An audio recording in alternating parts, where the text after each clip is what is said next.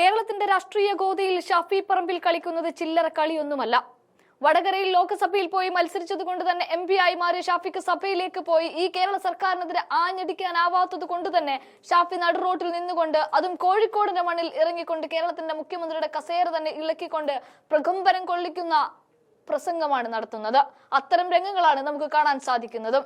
തന്നെ ഇല്ലാതാക്കാൻ പോലീസുകാർ DYFIക്ക് മുന്നിൽ, അതും ഗുണ്ടകളെ പോലെയുള്ളവർക്ക് മുമ്പിൽ, പ്രതിഷേധം ഇരമ്പി വന്നവർക്ക് മുന്നിൽ വിട്ടുകൊടുത്ത പോലീസ് ഏമാന്മാരെ നിർത്തിപ്പൊരിച്ചുകൊണ്ടാണ് ഷാഫി ജനസാഗരത്തെ ഇന്ന് ഇളക്കി മറിക്കുന്നത്.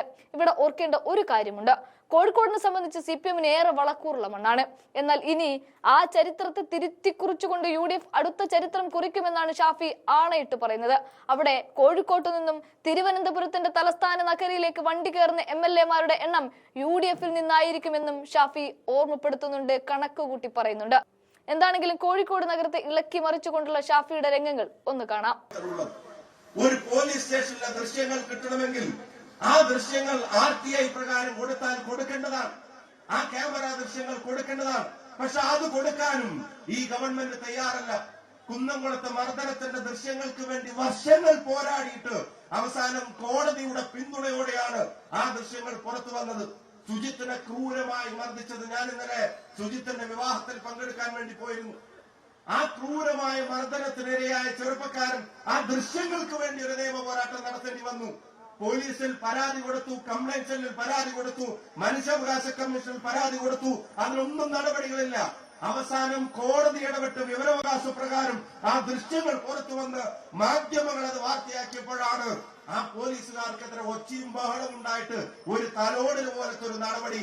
അപ്പോഴും അവരെ പിരിച്ചുവിടാൻ ഒരുക്കമല്ല. എന്താ അതിന്റെ കാരണം? മറ്റൊന്നുമല്ല, കാക്കിയണിഞ്ഞ് പണി ചെയ്തുകൊണ്ടിരിക്കുന്നത്, കാക്കിയണിഞ്ഞ് പോലീസുകാരൻ ചെയ്യുന്നത് പോലീസിംഗ് അല്ല, കാക്കിയണിഞ്ഞ് പാർട്ടി പണിയെടുക്കുന്നവർ. അവരോടൊന്ന് പറയുന്നു, എല്ലാ കാലത്തും പിണറായി വിജയൻ ആയിരിക്കില്ല കേരളത്തിന്റെ മുഖ്യമന്ത്രി എന്നുള്ളത് അവരോർത്താൽ അവർക്ക് നല്ലതെന്ന് പറയാനും ഞാൻ ആഗ്രഹിക്കുന്നു. ഞാൻ ഇന്നലെ തൃശ്ശൂർ ജയിലിൽ പോയിരുന്നു. ഞാൻ ഗണേഷ് ഉൾപ്പെടെയുള്ള KSU ഭാരവാഹികളെ കണ്ടിരുന്നു ചേട്ടാ. ആ ചെറുപ്പക്കാർ പറയുന്നത്, സാറേ, ഞങ്ങളെ ജനുവരി 29-ന് ഞാൻ ജോലി ചെയ്യുന്ന സ്ഥാപനത്തിൽ സഹകരണ ബാങ്കിന്റെ അവിടെ നിന്ന് ഇറങ്ങി വരുമ്പോ ഒരു കാരണവുമില്ലാതെ, ഒരു സംഘർഷവും അവിടെ ഇല്ലാതെ ഞാൻ ജോലി ചെയ്യുന്ന സ്ഥലം തെരഞ്ഞു വന്ന് എന്നെ ക്രൂരമായി മർദ്ദിച്ചു. 23 ദിവസമാണ് ജയനേട്ട ആ ചെറുപ്പക്കാരൻ അമല ആശുപത്രിയിൽ കിടന്നത്. അതിനുശേഷം വരട്ടെ 30 ദിവസമായ അവർ ആയുർവേദ ആശുപത്രിയിൽ ഞങ്ങൾ ഇടപെട്ട് അഡ്മിറ്റ് ചെയ്തു.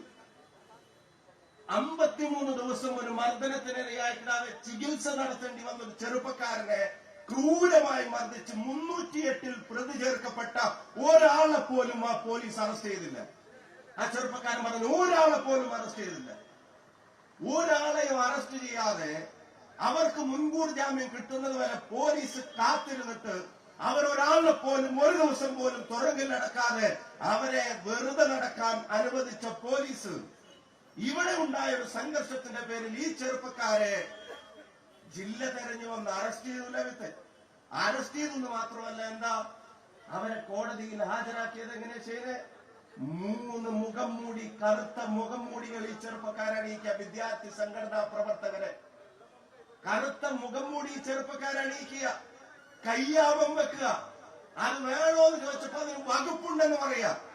അതിന് വകുപ്പുണ്ടെന്ന് പറഞ്ഞിട്ട് മുഖം മൂടി അണിയിച്ച് കണ്ണു മാത്രം പുറത്ത് കാണിച്ച് തീവ്രവാദികളെ പോലെ, രാജ്യദ്രോഹികളെ പോലെ, കൊലപാതകികളെ പോലെ 3 വിദ്യാർത്ഥി നേതാക്കന്മാരെ CPM-ന്റെ തൃപ്തിക്ക് വേണ്ടി, പിണറായി വിജയന്റെ തൃപ്തിക്ക് വേണ്ടി അവിടെ കോടതിയിൽ ഹാജരാക്കുന്നതിന്റെ പേര് പോലീസിംഗ് എന്നല്ല, അത് CPM-ന്റെ അടിമപ്പണിയാണെങ്കിൽ അതെടുക്കേണ്ടവർ കാറ്റി ഊരി വെച്ചിട്ട് പാർട്ടി ഓഫീസിൽ പോയി പണിയെടുക്കണം. ജനങ്ങളുടെ നികുതി പണത്തിൽ നിന്നല്ല അവര് ശമ്പളം പറ്റേണ്ടത്. അപ്പോഴും നടപടി എന്താ? അയാൾ ആഗ്രഹിക്കുന്ന പോലെ ഒരു സ്ഥലം മാറ്റം. അപ്പോഴും നടപടി എന്താ? സസ്പെൻഷൻ ഇല്ല. അവിടെ സസ്പെൻഷൻ പോലും ഇല്ല. 3 ചെറുപ്പക്കാരെ ഇങ്ങനെ കൊണ്ടുവരുന്നത് 2 കേസും തമ്മിലുള്ള താരതമ്യം ഞാൻ പറഞ്ഞു. അപ്പോഴും അവിടെ നടപടിയില്ല. അപ്പോഴും അവിടെ പ്രതികരണമില്ല. ചെയ്തത് തെറ്റാണെന്ന് പറയുന്നില്ല. ജനാധിപത്യവാദികളുടെ സാംസ്കാരിക നായകന്മാരുടെ പ്രതിഷേധത്തിന്റെ നീണ്ട കഥകളില്ല, രചനകളില്ല, വരികളില്ല, പ്രതികരണങ്ങളില്ല. മൗനമാണ്, തികഞ്ഞ മൗനം. കാരണം രാജാവ് കോപിച്ചൂടാ. രാജാവിന്റെ തൃപ്തി ഈ ഗുണ്ടകൾക്കുണ്ടെന്ന് ഞാൻ ഒരുപാട് ആലോചിച്ചു. സർക്കാർ ഇത്രയും ചീത്തപ്പേര് വന്നിട്ടും ഇവരെന്താ പ്രതികരിക്കാത്തത്? കാരണം വളരെ വ്യക്തമാണ്. പിന്നെയാണ് എനിക്ക് അതിന്റെ റീസൺ കണ്ടുകിട്ടിയത്. കാരണം വ്യക്തമാണ്. സർക്കാർ ഇനി അധിക കാലമില്ല എന്നുള്ളത് അതിന്റെ തലപ്പത്തിരിക്കുന്നവർക്ക് ബോധ്യപ്പെട്ടിട്ടുണ്ട്. സർക്കാരിന്റെ കാലശേഷവും അവർക്ക് പണിയെടുക്കാൻ പോലീസിൽ ചില ഗുണ്ടകളെ നിലനിർത്താൻ വേണ്ടിയുള്ള പിന്തുണയാണ് ഇപ്പോ ഇവര് കൊടുത്തുകൊണ്ടിരിക്കുന്നത് എന്നുള്ളതാണ് വ്യക്തം. ഞാൻ ആവർത്തിച്ചു പറയുന്നു, ഇതിന്റെ പൊളിറ്റിക്കൽ പാറ്റർനേജ് CPM കൊടുക്കുകയാണ്. ആവർത്തിച്ച് ഞാൻ പറയുന്നു, കേരളത്തിലെ പോലീസിലെ ഗുണ്ടകളുടെയും പോലീസിന്റെ പുറത്തുള്ള ഗുണ്ടകളുടെയും രക്ഷാധികാരി കേരളത്തിന്റെ മുഖ്യമന്ത്രിയാണ് എന്നുള്ളത് അദ്ദേഹത്തിന്റെ പ്രതികരണങ്ങളും നടപടികളും തെളിയിക്കുകയാണ്. നമ്മുടെ ചെറുപ്പക്കാരെ ഈ മുഖംമൂടി അണിയിച്ചു കൊണ്ടുപോയി എന്ന് ഞാൻ പറഞ്ഞു. എന്നാ കൊടി സുനിയെ എങ്ങനെ കോടതി കൊണ്ടുപോകുന്നു? നിയാസ്ക എങ്ങനെയാ കോടതി കൊണ്ടുപോകുന്നത്? പോകുന്ന വഴിക്ക് വണ്ടി നിർത്തും. മുസോക്കിയിലെ വണ്ടി നിർത്തും. അവൻ ഇഷ്ടപ്പെട്ട ഹോട്ടലിൽ നിന്ന് വേണ്ടതെല്ലാം മേടിച്ചു കൊടുക്കും. കോപിക്കരുതല്ലോ. അത് മേടിച്ചു കൊടുത്ത് വണ്ടി പുറത്ത് നിർത്തും. പുറത്ത് നിർത്തിയ ഒരു വെള്ളക്കാരന്റെ പുറത്ത് 4 ഗ്ലാസ് വരും. അതിന്റെ മേലെ അനുബന്ധ സൗകര്യങ്ങൾ വരും. ഇത് അവിടെ വന്നിട്ട് അവർ മദ്യം കൊടുക്കും, ടച്ചിങ്സ് കൊടുക്കും, ചിക്കൻ കൊടുക്കും. കൊടിസുനി കോപിക്കരുത്. 7 മാസം 60 ദിവസം പരോളും കൊടുക്കും. അപ്പൊ നിങ്ങൾ ആലോചിക്കുക, കേരളം കണ്ട ഏറ്റവും ക്രൂരമായ ഒരു കൊലപാതകത്തിന് നേതൃത്വം നൽകിയ കൊടിസുനിയെ മദ്യവും ടച്ചിങ്സും കൊടുത്ത് സ്വീകരിക്കുന്ന പിണറായി വിജയന്റെ പോലീസ് 3 വിദ്യാർത്ഥികളെ മുഖം മൂടിയും കയ്യാമും വെച്ച് സ്വീകരിക്കുന്നുണ്ടെങ്കിൽ ആ ഇരട്ടത്താപ്പിന്റെ കാരണം ഒന്നാണ്. ഗുണ്ടകളുടെ മനസ്സ് തന്നെയാണ് ഭരിക്കുന്നവനുമുള്ളത്, ഭരിക്കുന്നവർക്കുമുള്ളത് എന്നുള്ളതാണ്. ആ അക്രമത്തെ പ്രോത്സാഹിക്കുന്ന സമീപനങ്ങൾ അത് കേരളത്തിലെ ജനങ്ങൾ തിരിച്ചറിയുന്നുണ്ട്. അതിനി അധികകാലം ആയുസുണ്ടാവില്ല.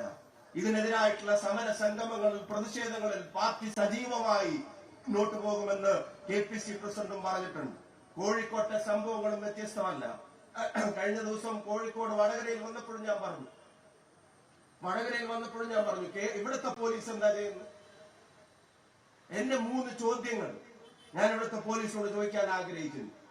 ഒന്ന്, കഴിഞ്ഞ തെരഞ്ഞെടുപ്പ് കാലത്ത് ഏറ്റവും വലിയ വിവാദമായി ഈ വടകരയിലെ ജനങ്ങളെ, കോഴിക്കോട്ടെ ജനങ്ങളെ, കേരളത്തിലെ ജനങ്ങളെ ജാതിയുടെയും മതത്തിന്റെയും പേരിൽ തമ്മിലടിപ്പിക്കാൻ നടത്തിയ ഹീനമായ ശ്രമമായിരുന്നു കാഫിർ സ്ക്രീൻഷോട്ട്. ആ കാഫിർ സ്ക്രീൻഷോട്ടിന്റെ ഉപജ്ഞാതാവ് ആരാണ്? അതാരുടെ ഫാക്ടറിയിൽ പുറപ്പെടുവിച്ചതാണ്? അതാരുടെ വ്യാജമായ സൃഷ്ടിയാണ് എന്ന് കേരളത്തിലെ ജനങ്ങളോട് പറയാൻ ഈ പോലീസിന് ആർജവമുണ്ടോ? നടപടിയെടുക്കാൻ ആർജവമുണ്ടോ എന്ന് ചോദിക്കാൻ ഞങ്ങൾ ആഗ്രഹിക്കുന്നു. നിസാരമായി കണ്ടെത്താവുന്ന ഒരു കേസിനെ ഞങ്ങളുടെയൊക്കെ തലയിലിട്ട് വെക്കാൻ നോക്കി യോഗം നടത്തി നിങ്ങളെയൊക്കെ വർഗീയത പറയാണോ എന്നൊക്കെ ചോദിച്ചിട്ട് ചോദ്യമിട്ട് ഫേസ്ബുക്കിൽ പോസ്റ്റ് ചെയ്തു. പിണറായി വിജയനാണ് കേരളത്തിന്റെ ആഭ്യന്തര വകുപ്പ് മന്ത്രി, പിണറായി വിജയനാണ് കേരളത്തിന്റെ മുഖ്യമന്ത്രി, അവരുടെ കയ്യിലാണ് പോലീസ്, അവരുടെ അടിമപ്പണിയാണ് പോലീസ് എടുക്കുന്നത്.